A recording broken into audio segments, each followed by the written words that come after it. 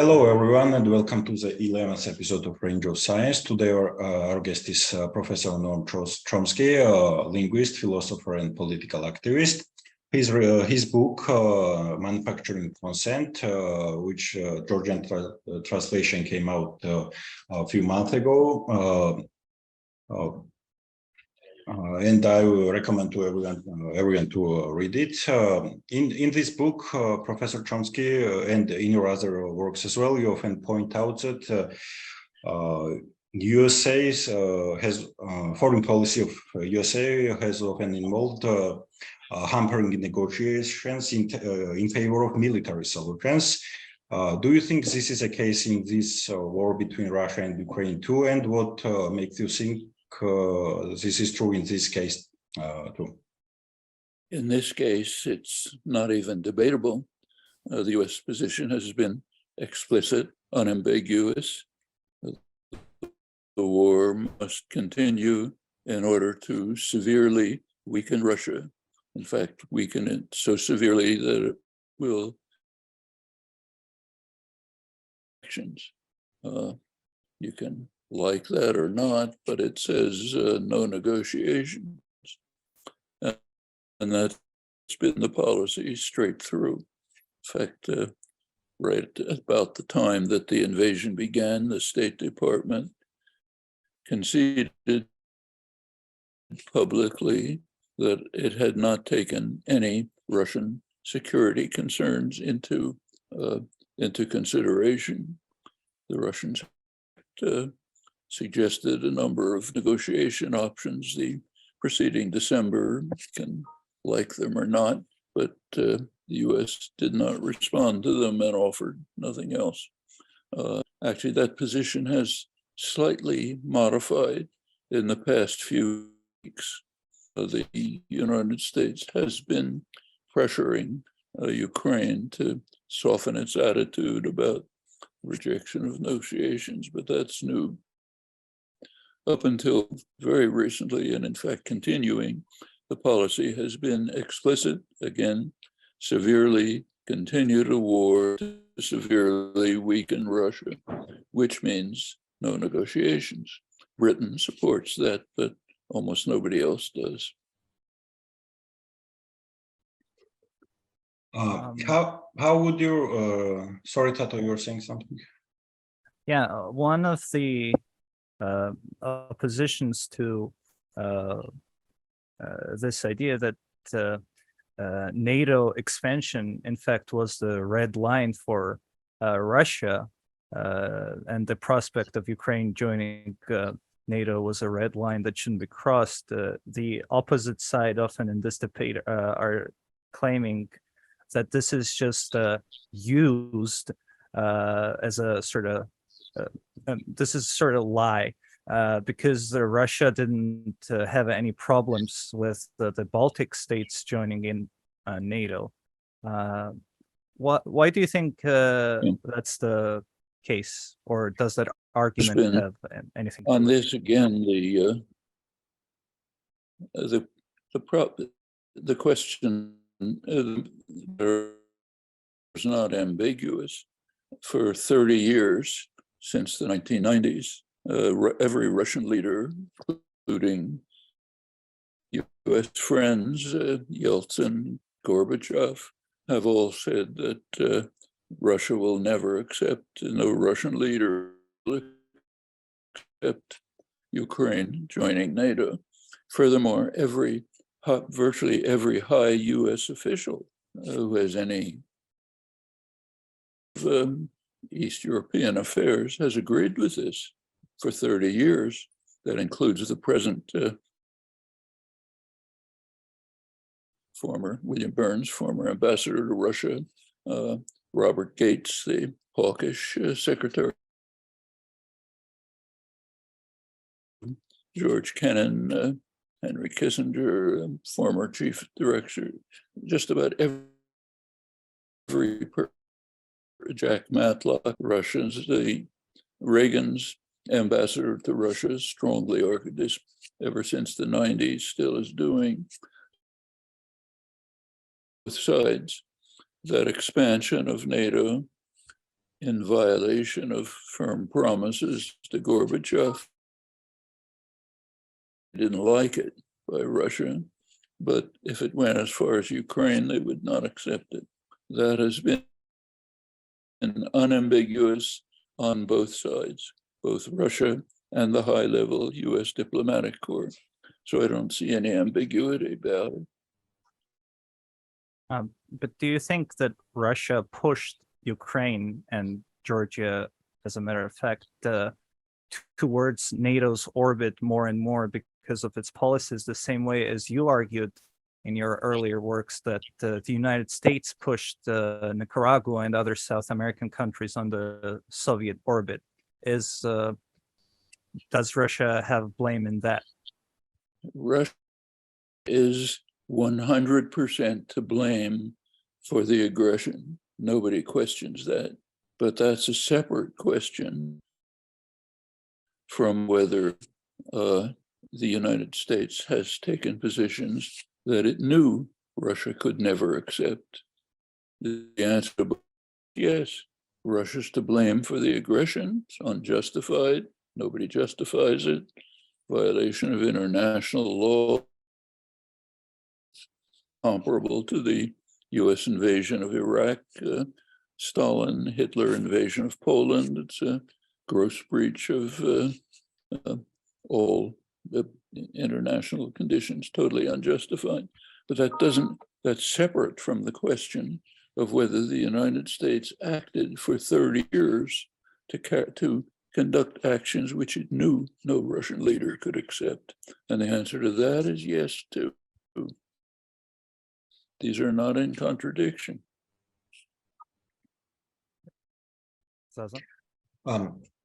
There has been a recent paper which claims that China has been playing a major role in this dynamics of war.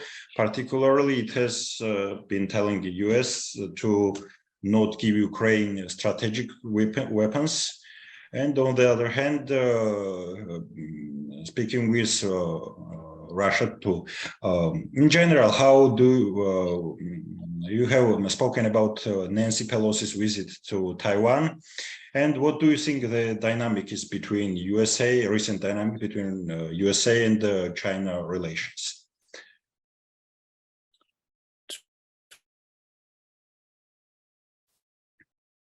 For 50 years, an agreement between the United States and China.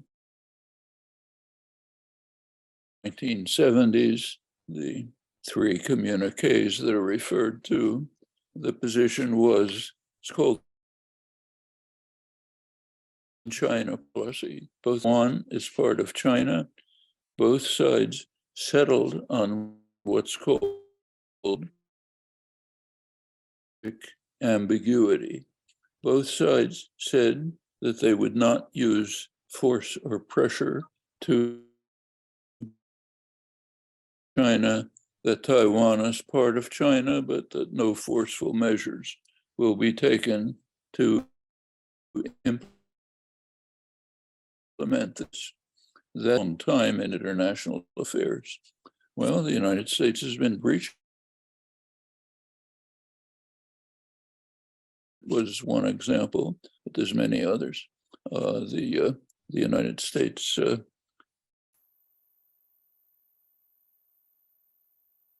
the official policy is to encircle China with a ring of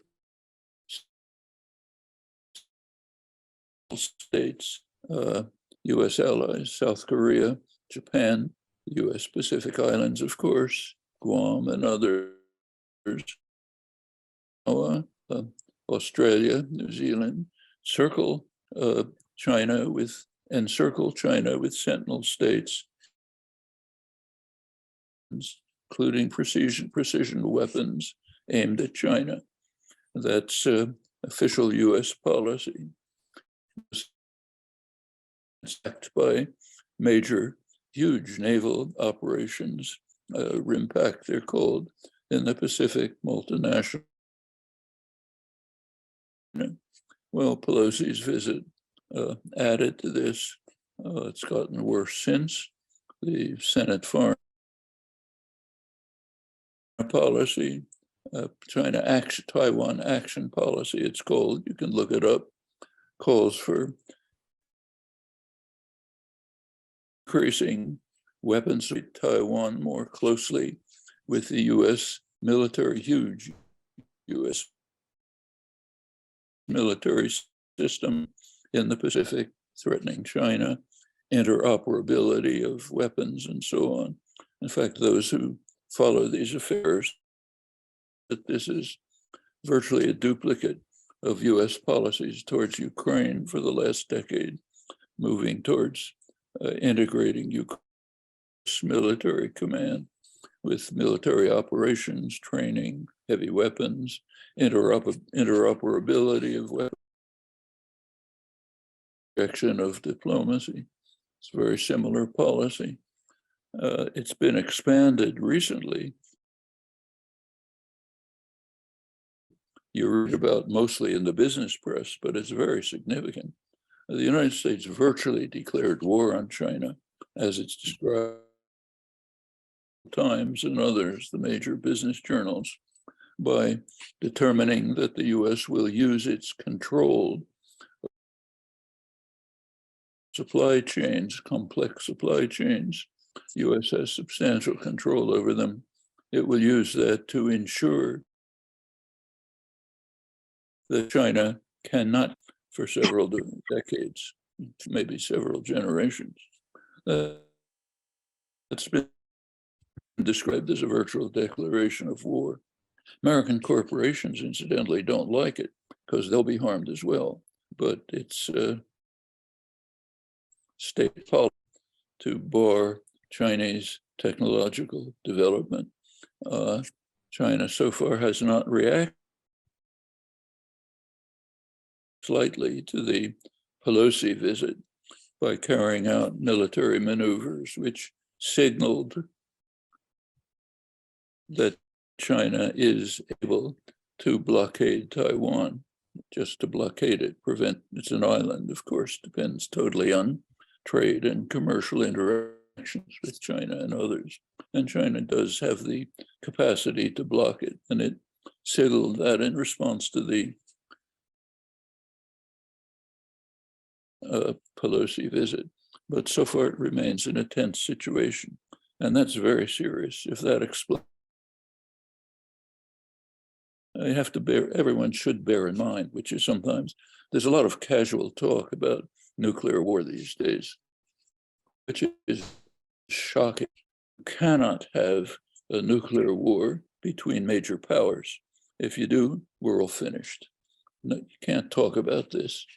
The casual talk recently is highly irresponsible and reckless. When somebody comes along and says, oh, I promise it won't happen, the most stupid imaginable comment. You don't hear that from the Pentagon. You don't hear it from military officials because they know better, but you do hear it from a lot of commentators and political figures. Recently, for example, Francis Fukuyama said, oh, we don't have to worry about Russia going to nuclear war. I assure you that they won't do it. Thank you, Mr. Fukuyama. That was a help. One Indian commentator pointed out that this was the most stupid comment she had ever heard in her life, and she's ever heard many of them.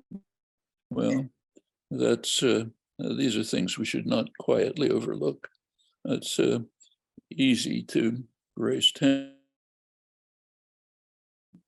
which is the peacekeeping element in the US government, believe it or not, has vetoed measures advocated which could lead up the escalation ladder to total terminal nuclear war. How long they'll be able to do that, I don't know. The longer the conflict continues, the greater the threat. One of many consequences of the conflict continuing. The major conflicts, of course, it's going to devastate Ukraine. Longer the conflict goes on, more it's likely that Russia will use its conventional weapons, which so far Ukraine. It's now beginning to do it. should mention that US and British military analysts, political analysts, have been very much surprised that Russia did not duplicate the US-British style of going to war. US and Britain, or Israel and Gaza, when they go to war, they immediately go for the jugular. Everything immediately, shock and awe, it's called. First act, make sure the society can't function. Destroy communications, energy, transportable. First destroy that right away, even in small wars like Serbia. And they're kind of surprised that Russia held back. Now Russia's beginning to do it, and they're being bitterly condemned. Correctly. Shocking crime, but they're beginning to carry out the kinds of measures that the US, Britain, Israel carry out routinely. And it certainly is criminal, should be attacked, but put aside the hypocrisy, should always be opposed. The longer the war goes on, the greater the possibility. And the Ukrainian chief of staff pointed out that Russia has the capacity with conventional weapons, missiles, to virtually destroy Ukraine. Longer the conflict continues, greater the prospects of that. Growing threat of nuclear war, one of the most serious consequences of the war in Ukraine, the continuation of the limited efforts to deal with the overwhelming crisis of destruction of the environment. Can't put that off. It's happening rapidly. We have a short window of opportunity to reverse the danger, to overcome it. Can be done, we know the methods, but the Ukraine invasion, Russia's invasion of Ukraine, has set back. Now, the Western powers and the oil-producing countries are moving with euphoria in the opposite direction, opening up new fields for exploration, maximizing fossil fuel production. All of that is raising. It's a side consequence of the Russian invasion, but an extremely serious one. And these are plus the fact that millions of people are facing starvation because of the restriction on grain and fertilizer exports from the Black Sea region. These are the reasons why virtually the entire world, including China, which you mentioned, have been calling for negotiations to end the horrors before they're worse. Incidentally, this is the view inside Europe as well. Large majority of Germans, French, others say, look, we've got to do something to stop the horrors. Aside from Ukraine, which is, of course, suffering the worst, Europe is suffering from the continuation of the war. The United States, on the other hand, is benefiting from it. It's more oil production. One of the major effects of Putin's invasion of Ukraine, it was criminally stupid from Putin, Russia's own point of view. One of the effects of the invasion into Washington's pocket, make it a subsidiary of Washington. That's a long-term US objective. Of course, Russia, from Russia's point of view, it's the worst possible outcome. From Europe had been independence in world affairs. Oh, this goes back a long time, all through the Cold War. There were questions about the status of Europe in the international world order. Should it be subordinated to the United States framework run by the US, or should it become an independent force in world affairs? That was the vision of Charles de Gaulle. Willy Brandt in Germany with his Ostpolitik became very serious option after the collapse of the Soviet Union. And Mikhail Gorbachev proposed what he called a common European home from Lisbon to Vladivostok. Joint moves on all sides to move towards a more social democratic, egalitarian Eurasian bloc. Well, that was a possibility. The first President Bush number one, was tolerant of that. Clinton destroyed it by expanding NATO, which hope. But up until the last minute before the invasion, France and to some extent Germany continued to pursue it. You can look up on the internet the transcripts of the negotiations efforts between Emmanuel Macron and Vladimir Putin up until 4 days before the invasion. Macron was offering various options for moves towards accommodation, no invasion, trade relations, peaceful relations towards a common European minute. At the end, he rejected them with contempt. He said, "I'm sorry, I don't have any more time. I have to go ice skating." That's 4 days before the invasion. But Europe was continuing, Macron particularly, the one leading statesman in this horrible confrontation, to try to move towards a Gaullist Gorbachev Brandt style Eurasian accommodation. The invasion of Ukraine blocked it, maybe not permanently. If you take a look at what's happening in Europe now, there are of how much, if Europe continues to hang on to Washington's coattails, it will disappear, even deindustrialize. The German-based industrial system, which is broad and extensive, from Slovakia, depends very heavily on interactions with Russia, not just for fuel, which everyone talks about, but for other. For example, if Germany and France want to move towards sustainable energy, as they must, they're going to rely on Russian minerals. Also, Europe does not want to be cut off from that.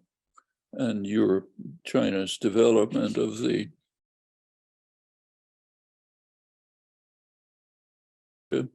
a huge investment lending program throughout Eurasia, which is linking and a breakdown, and moving into the Washington's coattails does break that.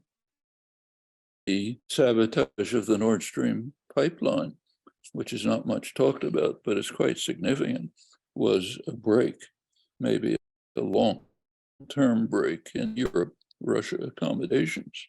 It's pretty obvious who is responsible, but nobody wants to say it. So they're in the background of the Ukraine war. So from go back to Russia, it was a criminal invasion with no and it was criminally stupid. And how Europe will respond to the situation that developed is by no means clear. If you look around the world, a call for negotiations is overwhelming. Almost the entire global South, India, other major countries of the South, Africa, they say, we don't want any part of this war. We want it to be over.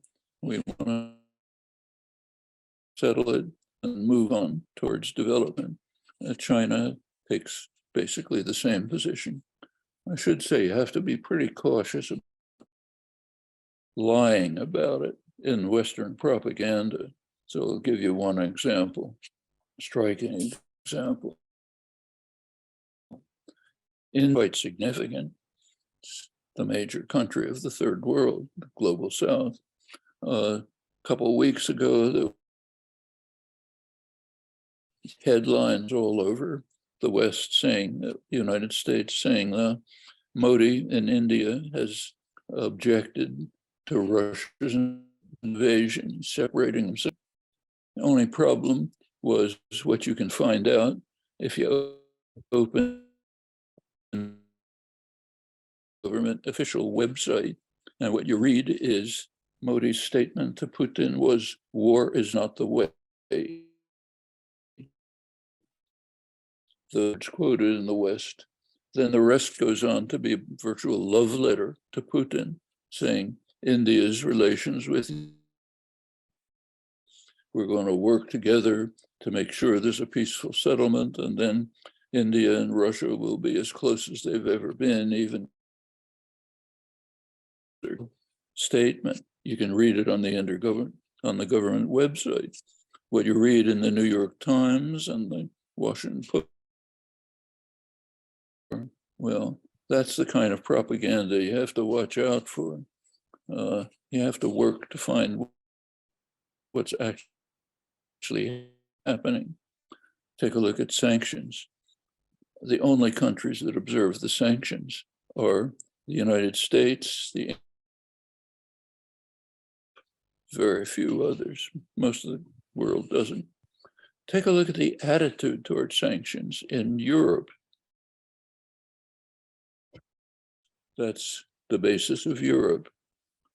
Bare majority supports the sanctions, barely. Even the sanctions, let alone continuing the war. The world overwhelmingly wants to move towards a negotiated settlement and has for a long time. There are costs to this. Ukraine decides what it wants. It's their decision. They decide what they want. Nobody has anything to say about that. But the rest of the world does have things to say about their own concerns. And that's what they're saying. You read Western propaganda, US, British propaganda, you don't see, but it's worthwhile paying attention to the facts, and they're not secret. There has been a controversy regarding the World Cup. Major media outlets criticized Qatar for gay rights, for migrant worker rights, for LGBT, not allowing LGBT flags, and so on.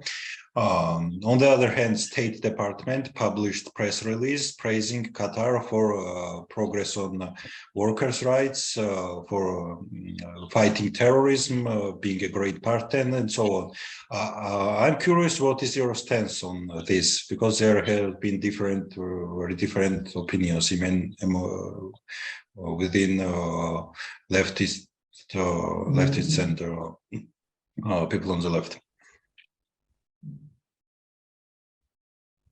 I haven't seen it much discussed on the left, except sharp criticism of Qatar's horrible policies towards working people, LGBT rights and others, but probably 6,000 or 7,000 workers have died just building the facilities for the Olympic Games that everyone's celebrating. Take a look at Qatar. The Qatar population, the citizenship is very slight. Almost the entire the population living there is workers living under virtual slave-like conditions brought in from the poorest sectors of the global south. People basically virtually slave-like conditions. That's the overwhelming majority of the population. They're the ones who built the fancy hotels, the stadiums, and so on, where everyone is celebrating, the rich are celebrating. It's a disgusting, disgraceful situation. That's quite apart from their attitudes on gay rights and so on. That's just bad enough, but this is much worse. Those are the facts. Is the left divided on this? Not as far as I've seen. It's true that, as you say, the State Department has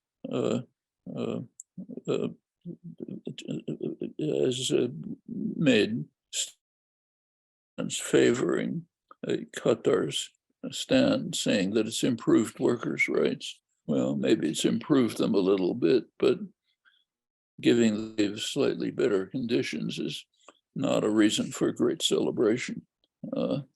Why the US is taking this position? Well, of course, that's for large-scale geopolitical reasons having to do with the role of Qatar within the general US-dominated framework.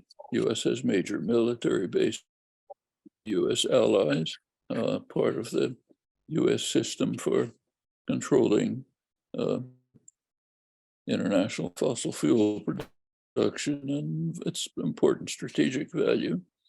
These are battles that are going on all the time, but United Arab Emirates, Saudi Arabia, Qatar as well, but that has nothing to do with the Olympics. The Olympics, or fact of the Olympics, the World Cup, is that it's being celebrated in facilities that were constructed by slave labor. The vast population of Qatar, basically slave labor, and thousands of workers have died just constructing them. That much is not debatable. To move from politics to cognitive science, I would like to know your opinion on the recent emerging framework in cognitive neuroscience and cognitive science called predictive processing. There are many interpretations, but particularly popular is Bayesian inference, free energy principle championed by Carl Friston and others. I would like to know what are your views on this and how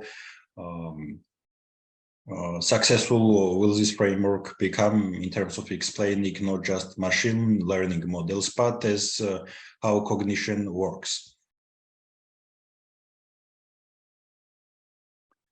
Well, we have to distinguish a number of components of what's called cognitive science. There's one part of cognitive science that studies particular components of the cognitive systems. How does vision work? How does language work? How does memory work? And that's the scientific component of cognitive science. There's another part of cognitive science which speculates on how humans get along in the world. How do they deal with the complex situations of ordinary life? That's very broad, vague, nothing much to say about it. What you've just mentioned, like the free energy proposals, are about that second part of cognitive science, not about the first part. In fact, it's practitioners point out that it doesn't really tell you much about vision, memory, language, and so on. These are just two separate. They're called cognitive science. As far as Bayesian inference is concerned, it's technique. You use a technique when it works. There's nothing to say about it. It's like some other aspects of probability theory or statistics. If they're useful, use them. If they're not useful, don't use them. But when we go to the thing that's reaching the headlines of the newspapers, causing a lot of excitement, the large language models, you've seen a lot about that. Are machines becoming sentient? Are they becoming like humans? Can they use language? That's all total nonsense, total 100% nonsense. These large language models basically do nothing. It's like high-tech plagiarism. And what they do is study huge masses of data, enormous amount of data, everything that's on the internet. And with supercomputers, a lot of statistical analysis, you can find regularities. And if you produce things on the basis of those surface regularities, you get something that more or less looks like what somebody might have said or written. but that's of no interest whatsoever. These systems cannot, in principle, tell you anything about language. Similarly for vision. The reason, there's a lot of work showing what they don't achieve. You know, they fail on this, they fail on that. That's a criticism, but not a major one. You can add another 1,000 parameters, trillion parameters, double the number of terabytes of data, maybe you can overcome it. The real problem with them, which is fundamental, is they're too strong. That's something that's often overlooked. Like if I go to a physics conference and say, I have a great new theory.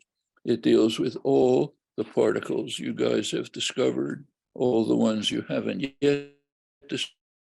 And it's very simple. So simple I can say it in 2 words. Anything goes. Anything's possible. I don't get the Nobel Prize for that. It does cover everything that exists, whether it's been found or not, but it also covers everything that can't exist. You don't have an explanation.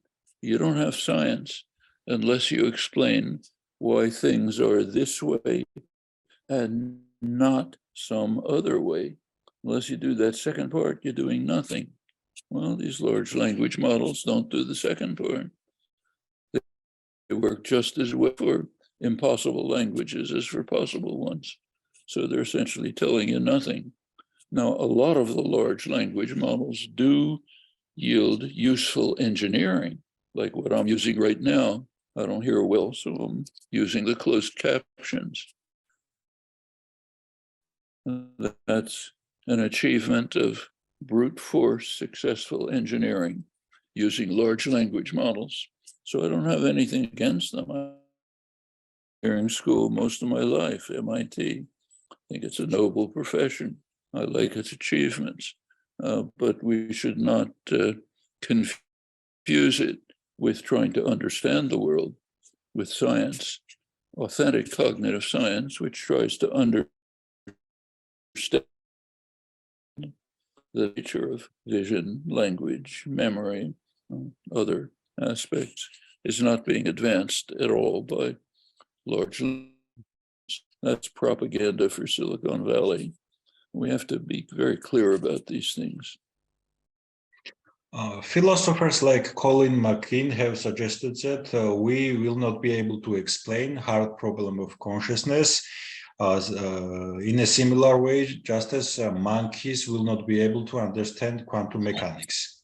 Would you agree with this Mysterianism position that hard problem of consciousness is insolvable in principle or in the foreseeable future? Well, I think we have to be careful about how the hard problem is. There are basically 2 ways in which it's formulated. One way which was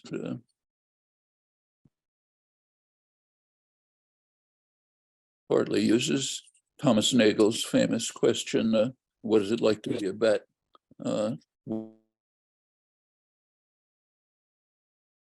A flower, things like that. Now, it's been argued that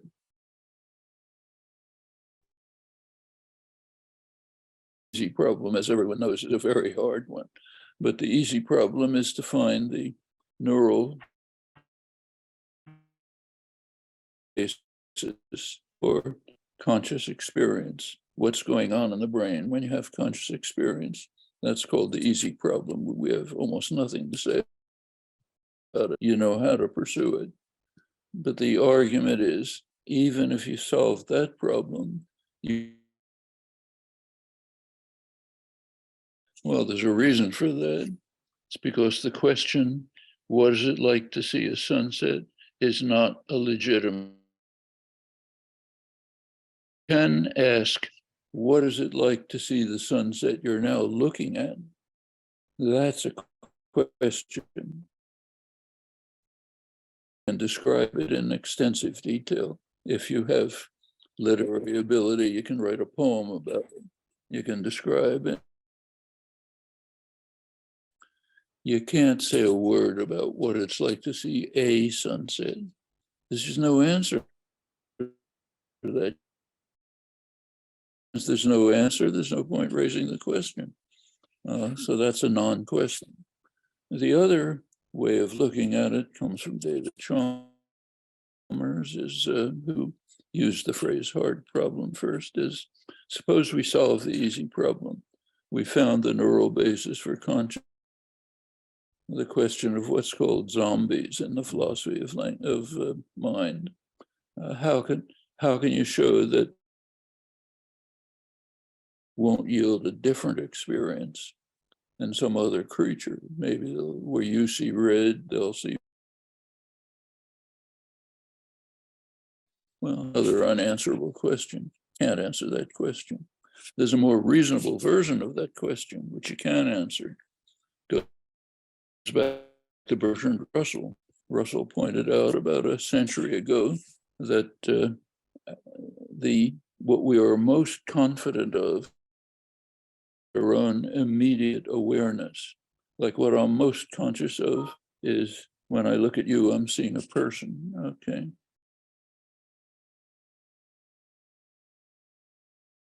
What's hitting my retina is a sequence of capacities are constructing an image of a person. So it's not trivial, but that's what I'm.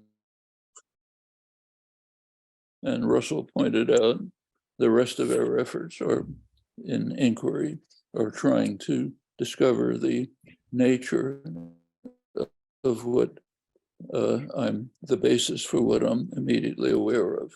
So I am immediately aware of seeing a person. Then you study the nature of vision. You find out, as I said, there's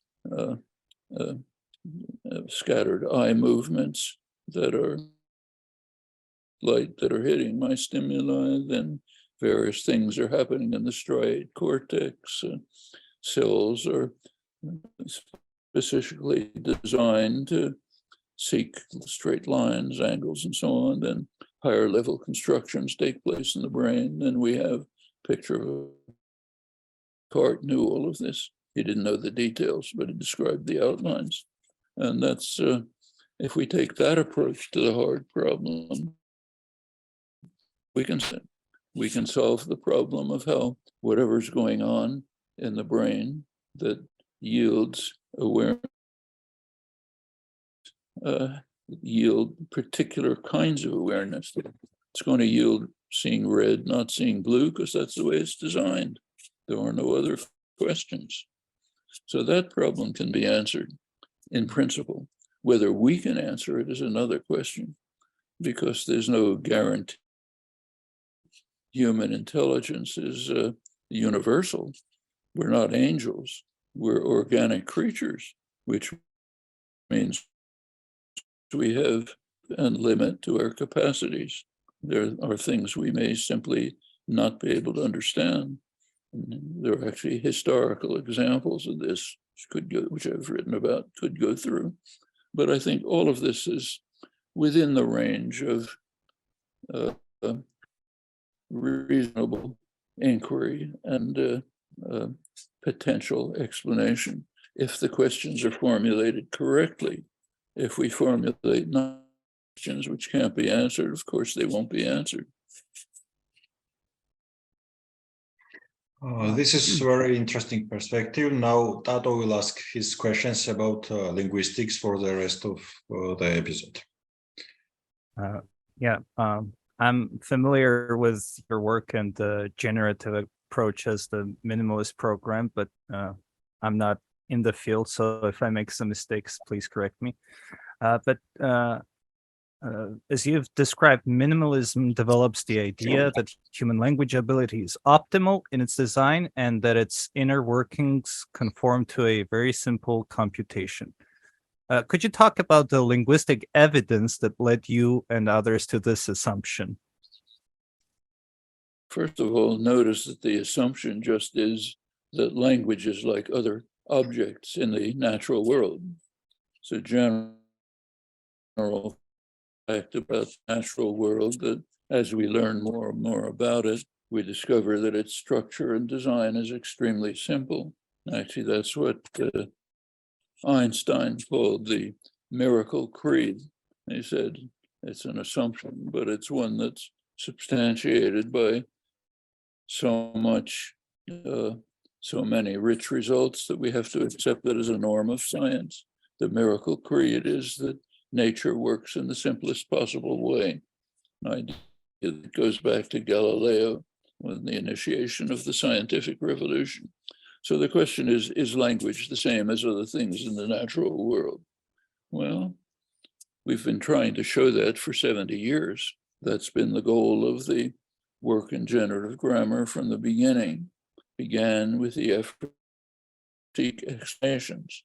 You have an explanation, first of all, when you say why things are this way and not some other way, and then you want the explanation to eliminate stipulations, to be based on grounded assumptions, to be as simple as possible. The explanation, we're talking now about the faculty of language, the universal capacity shared by humans, which makes it possible for us to acquire a language and do what we're doing.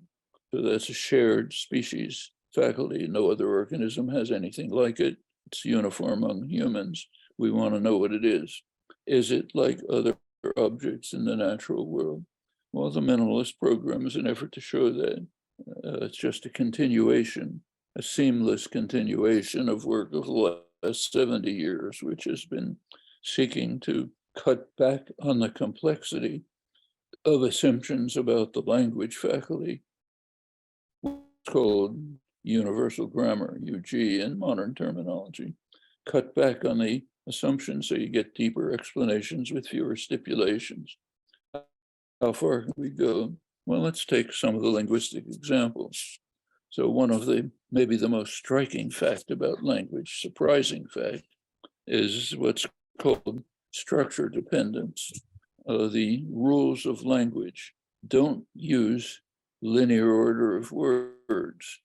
They use abstract structures designed by the mind. So for example, take a simple example, very simple example. If I say, the friends of your brother are honest. Notice it's are honest, not is honest. The copula agrees with friends, not with brother. Remember, the friends of your brother are honest. The simplest rule would be adjacency. Let the copula agree with the noun phrase that's closest to it. Simplest imaginable rule.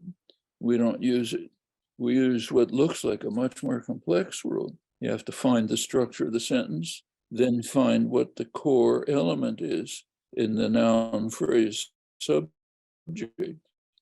Work through that. It's a pretty non-trivial operation, but we use it automatically. Furthermore, it's used for all constructions in all languages. Furthermore, it's known by infants without experience. It's already been shown by experiment that 2-year-old, as early as you can test, are already making this distinction. If you think about it, there's a very surprising consequence. It means that from infancy on through life, we're ignoring 100% of the data that's available to us. Words in linear order, that's all we hear, ignoring all of it from infancy. And we're just attending to abstract structures that our minds create. It's a little like what I said about vision. What we're attending to is the structures, complex structures that our mind creates. I see persons. Well, that's a very complicated operation. I try to decide whether the copula is singular or plural. I look at abstract structures, and that's done for all of language. Well, why is that the case? I can't go through it now, but it follows from the assumption that nature picked the simplest possible operation to create an array of structures. It's called merge in the modern literature. If nature hit upon that as the way of constructing structures, it'll give structure dependence. Pursue the same arguments, you can explain many other aspects of language, what's called control theory. Like, why is there a difference between men believe many men to be intelligent? The two occurrences of many men are independent of one another. Many men, there are many men who think that many men, different ones, are intelligent. Okay, they have nothing to do with each other. Suppose I have many men tried to be intelligent. The underlying structure for it, when you look at the semantic relations, is many men tried many men to be intelligent. But here, the two occurrences of many men are copies. They behave alike, not differently. Well, there's a reason for that. Can't go into it. It's called phase theory. The computations work in the simplest possible way. That yields the structure, the controls, goes on to other things. So the point of the minimalist program is to try to chip away and show that, in fact, language behaves in the simplest possible way. Now, there are evolutionary reasons for anticipating that this will be correct. If you look at evolution, the way it's usually described is very misleading. The common, what you hear about, what you read about evolution in popular descriptions, often a lot of science, is Darwin's insistence that all evolutionary change must be gradual. It's very slow, small changes. In fact, Darwin was insistent that if this is wrong, his whole theory collapses. And that's commonly repeated today. But it's been known for decades that it's just not true. There are all kinds of, and it doesn't change natural selection at all. If you look at the nature of evolution, basically has three stages. You have some kind of a system in existence, an organic system. First stage, some disruption takes place in it, maybe a mutation, maybe gene transfer, maybe it's called symbiosis. One organism swallows another. That, in fact, has happened repeatedly in human mitochondria. Why are we not all bacteria?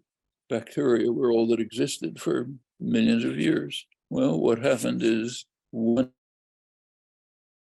other microorganism, that's the random event that disrupted the system of complex cells, eukaryotic cells, all of complex life. And there are other cases. Again, you have a system, some disruption takes place. Nature then looks at the new system, the miracle creed. It finds the simplest possible solution to this new system. Well, at that point, the third,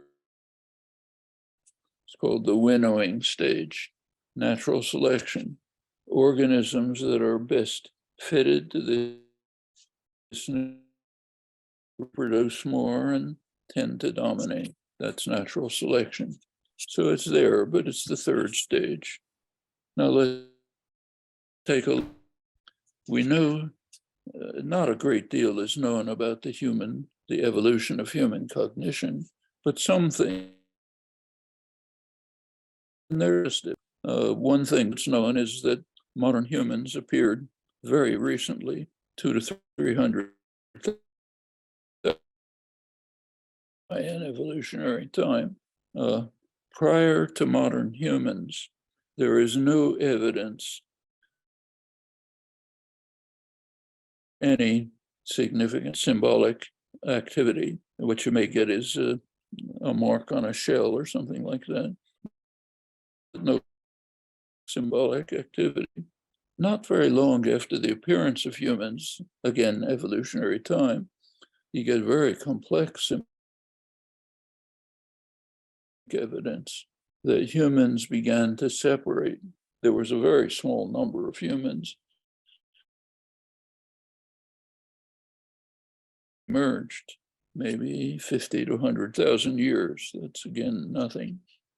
Now that means, and all humans known differences. Well, that leads us to believe that the capacity for human symbolic activity in a very small window, pretty much along with the emergence of anatomically modern humans. Well, the core of humans is language. So a reasonable scenario, you can fit together bits and pieces of it, is that along with modern humans, some slight rewiring of the brain took place. We have some guesses even about what it might be. Angela Friederici, a German neurolinguist, has made some interesting suggestions about this, but some small, which yielded a crucial property that's unique to humans, recursive enumeration of an infinite variety of structured expressions. That's the basic property of human language. So something emerged which the rewiring gave this capacity to humans. Then comes the second stage of evolution. Mother Nature steps in, finds the simplest solution to how to deal with this. That's what the that's the Miracle Creed. That's what the minimalist program's trying to show, that in fact, that's what happened. What about the third stage, natural selection? Probably never happened. It seems that all humans are the same. It seems as if maybe there was just no time, it's all brief periods, or maybe the system that emerged at the second stage is so delicately structured that you can't change it, either all or none. It's also possible. These are all partly speculations, but partly grounded. But to go back to your original question, direct linguistic evidence is accumulating to try to suggest that maybe this is not a dream. When this was proposed about 30 years ago, the minimalist program, strong minimalist thesis, was proposed as a kind of an ideal, a kind of a guide to research. Maybe this is the way you could think about how to continue your research. By now, it seems that it may actually be true. There's reason to believe that it's actually worked like this. And it does fit with whatever little we know about evolution of language. There are questions about the nature of the brain. It's a very hard topic. Not very much is known about how the human brain functions. It's a very hard thing to investigate. One reason is you cannot do invasive experiments with humans for ethical reasons. There's lots of experiments you can dream up, but you just can't do them. Second problem is there's no comparative evidence. We can learn about the human visual system by investigating other animals, cats and monkeys, which have the same visual system. So we do, rightly or wrongly, we carry out invasive experiments with them. And that's where most of the knowledge of the human visual system comes from, carries over to human. Can't do that with language. There's no other species. No other species has anything comparable. So it's a very hard problem. Some things, nevertheless, have been learned by non-invasive procedures, and they're quite interesting. It's a field that may develop in the future. But all of that, is to go back to cognitive science, is real cognitive science, in my opinion, not speculations about how we get along in the world. If we have time, I'd like to ask one more question regarding the linguistic data available to us that assures you and many others that we're sort of on the right track. Could you talk more about the semantic subset principle, I think it's called, which is a demonstration that children, before they learn specifics of their language, choose sort of the smallest language possible during acquisition?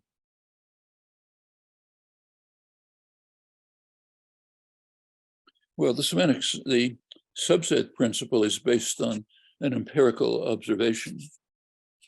The empirical observation is that children acquire language from positive evidence only. That they don't pay attention to negative evidence. So it seems that when an infant is acquiring language, if the parent corrects it, says, no, you don't do it this way, it seems that acquisition is based on positive evidence only. The infant is in very limited positive experience. It's quite striking that modern experimental work, especially the work of the late Lila Gleitman, passed away recently. She and her associates showed that very limited experience, remarkably limited, suffices to trigger the language system. Then just like other innate systems, it gets triggered by a small amount of data, then just develops in its own way.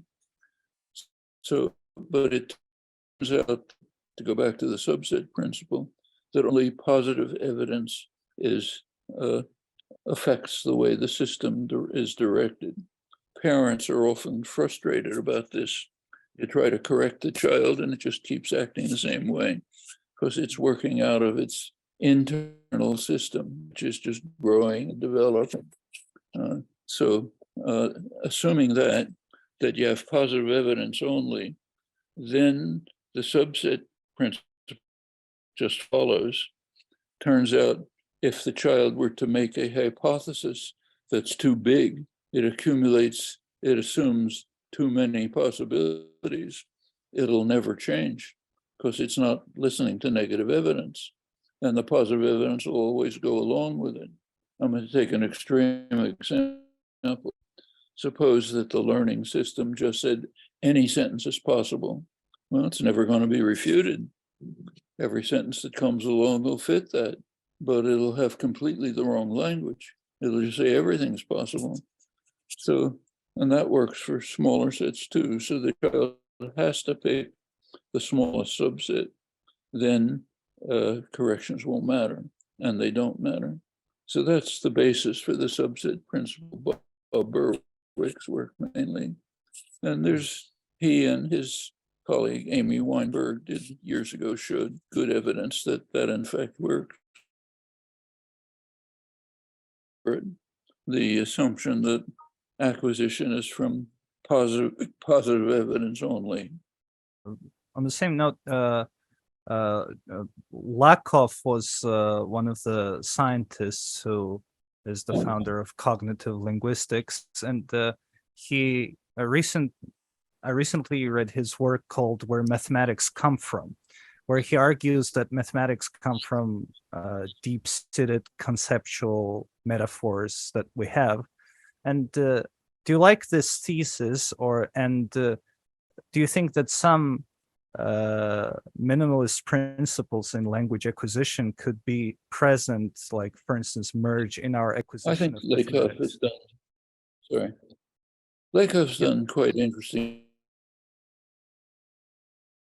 on metaphors, but I don't think they carry very far in the study of acquisition of the nature of mathematics. We understand a fair amount about the nature and acquisition of mathematical knowledge. I should mention that this has, in the history of the theory of evolution, this is a major issue. So you go back to the origins, Charles Darwin, his associate, Anthony Wallace, the co-discoverers of the theory of evolution about the same time. They had a major concern to them was how come humans all know arithmetic? They didn't know that that was a fact. They surmised that it was. As we now have good evidence that it is a fact. So all of us know arithmetic. One of the properties of arithmetic is that the natural numbers go on forever. 1, 2, 3, 4, there's no limit. There's no biggest number. How do we all know this? It couldn't have been achieved by natural selection. Arithmetic was barely even used until a very recent period of human existence, and then by very few people. So there's a big paradox for them. Wallace thought that some new principle of evolution was required. Darwin hoped that somehow get with it by natural selection, but it goes way back. But it's a fact. Humans have an innate capacity for arithmetic. Well, we now have a fairly good explanation of that. Turns out that if you take the simplest possible operation, the operation that's combinatorial operation, what we call merge in language, if you take that in its simplest form as a unary operation, not a binary operation, just applies to one thing, not two. For language, it applies to two things and puts them together. Suppose it just applies to one thing, even simpler. And suppose there's only one word in the language, one lexical item, simplest possible language. If you have one lexical item, unary operation of merge, you get the successor function, and the basis for addition can be shown. So you're on your way to arithmetic, and very likely the basis for it. It's very, what about the rest of mathematics? Well, the famous comment by a famous mathematician, Kronecker, metaphorically saying, God created the natural numbers, humans created all the rest. Whatever he may have meant by it, we have a way of saying it. Created the rest. Set theory, non-Euclidean geometry, so on. But it looks from where we now stand as though the kind of basis for mathematics is two intuitions. One is the intuition of natural numbers, infinite, recursive enumeration, generative procedure, language in a more complex sense. The other is a visual space, which is probably the basis for geometry, which goes back millennia to the Babylonians. It's probably spelling out intuitions about what becomes formalized, and what you get is efforts to prove theorems. Goes back to modern mathematics. Then come other developments, all from human creative capacities. But I don't see any role in this for conceptual metaphors. It seems to me we have to look at the actual existence and construction. Of course, that leaves open. Notice we're talking about knowledge of arithmetic. We're talking about how we know arithmetic. Then comes the question, what is arithmetic? Or that's beyond us. Here we move to Plato. They just exist in, in an ideal world. We have nothing to say about it. There's a lot of, it's a huge topic in philosophy of mathematics, but I think it basically let out issue. That's it from me. Rosa? So thank you very much. This was all. It was extremely interesting in politics, in cognitive science. This I will let you know when I publish it, and then I will translate it into Georgian. Thank you very much, Professor Chomsky. I should say that Georgian is one of the banes of my existence. I had a who was working on Georgian. She's a very good linguist. She lives in Canada now. Good. Can you say And I'm the things familiar with a lot? She was discovering about Georgian made no sense from anything that we understood. Hold off for a second, my computer's dying. I have to.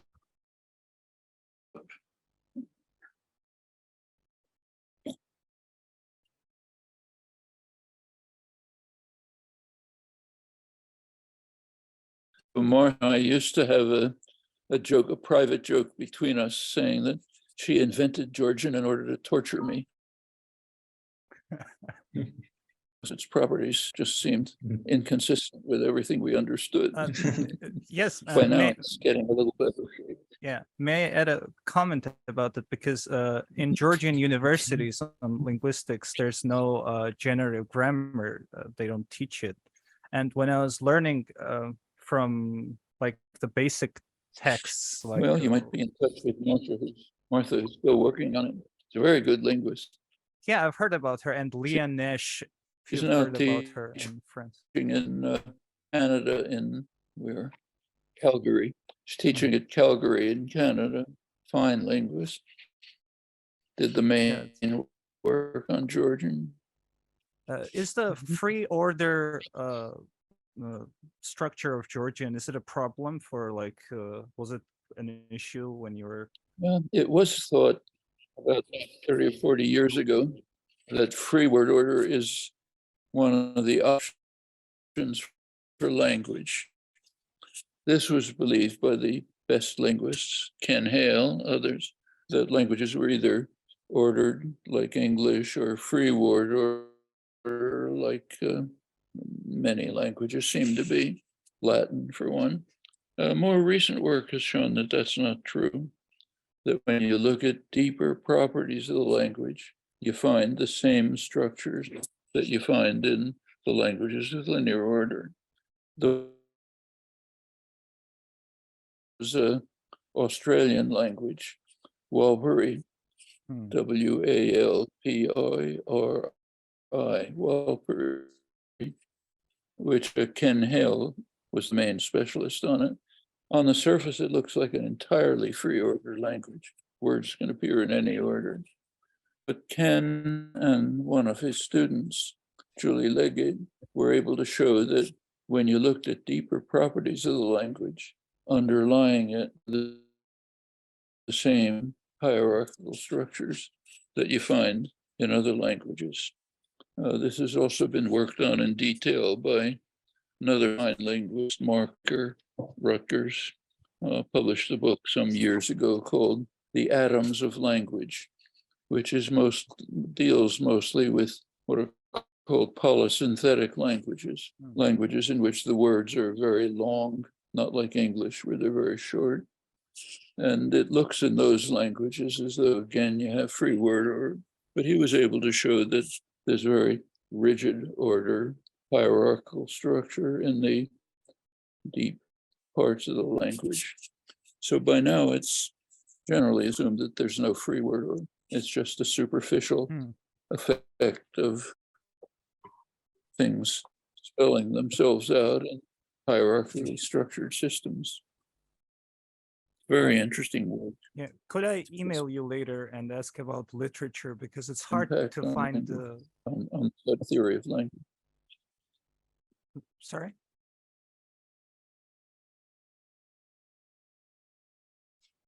There's a lot of work on how language, what's internal, the abstract, unstructured,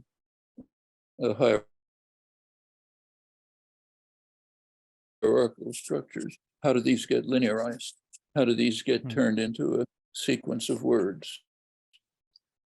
It's the linearization problem.